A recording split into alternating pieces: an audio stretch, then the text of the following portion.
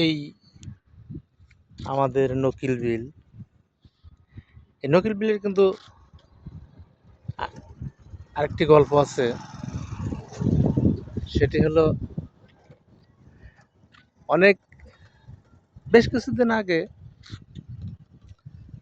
আমাদের এলাকায় লাকড়ির জন্য বা খড়ি কাটার জন্য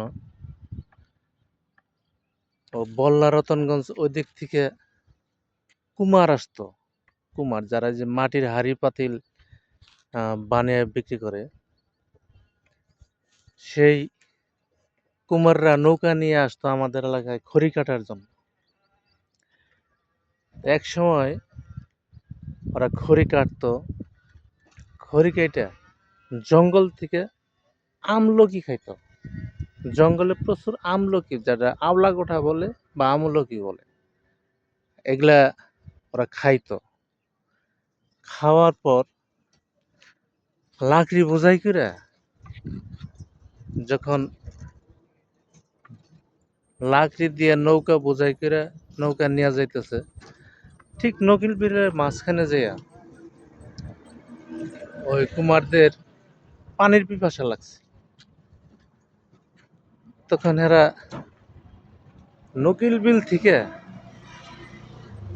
পানি খাইছে। এখানে একটা বিশেষত হলো, আওলা গোটা বা আমলকি খাইয়া পানি খাইলে কিন্তু পানি মিষ্টি লাগে। এই কুমাররা সেই আমলকি খাইয়া নকিল বিলে আইসা খাইছে পানি। পানিতে প্রচুর মিষ্টি লাগছে, যতই খায় ততই মিষ্টি লাগে।